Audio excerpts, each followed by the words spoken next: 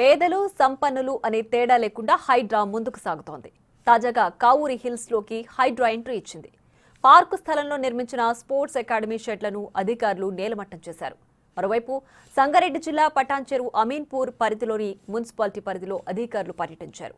అటు దుర్గం చెరువు పరిసర నివాసితులకు హైకోర్టులో స్వల్ప ఊరట లభించింది. రాజకీయాలకు అతీతంగా హైడ్రా దూసుకెళ్తుంది. అక్రమ నిర్మాణమైతే చాలు కూల్చుడే అంటుంది. ఎంతటి వారైనా సరే తగ్గేదేలే అంటూ కూల్చివేతలు చేపడుతున్నారు. మాదాపూర్లో హైడ్రా కూల్చివేతలు సాగుతున్నాయి.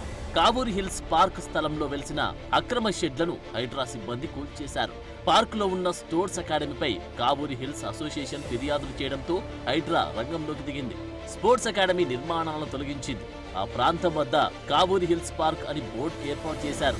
అటు కావూరి హిల్స్ అసోసియేషన్ నుంచి 25 ఏళ్లు తమకు లీజ్ ఇచ్చారని స్పోర్ట్స్ అకాడమీ నిర్వాహకులు చెబుతున్నారు. గడువు ముగియక ముందే నిర్మాణాలను తొలగిస్తున్నారని అకాడమీ ఆరోపిస్తోంది. మరోవైపు పటాన్ చెరువు నియోజకవర్గంలో హైడ్రా ఆపరేషన్ నిర్వహించింది. అమీన్పూర్లో 32 G+ భవనాలను హైడ్రా అధికారులు నేలమట్టం చేశారు.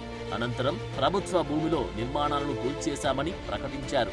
అక్రమ నిర్మాణాలు జరగకముందే గతంలో రెవెన్యూ అధికారులు నోటీసులు ఇచ్చారు. 2020లో బిల్డర్లు పనులు మొదలుపెట్టగా నోటీసులు రావడంతో కొంతకాలం ఆపారు. రాజకీయ ఒత్తిడితో అనుమతులు తెచ్చుకొని యథేచ్ఛగా నిర్మాణాలు పూర్తి చేశారు. హైడ్రా ఇప్పుడు ప్రభుత్వ భూములను కాపాడే పనిలో భాగంగా చెరువు భూముల్లో నిర్మించిన అక్రమ నిర్మాణాలు కూల్చేసింది.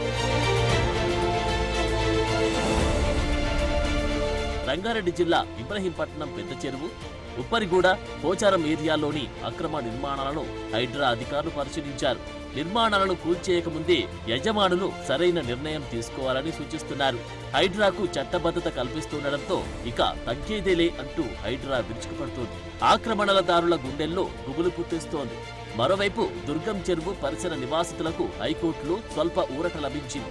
2014లో జారీ చేసిన ప్రిలిమినరీ నోటిఫికేషన్ పై పిటిషనర్ల అభ్యంతరాలు పరిశీలించాలని హైకోర్టు లేక్ ప్రొటెక్షన్ కమిటీని ఆదేశించింది.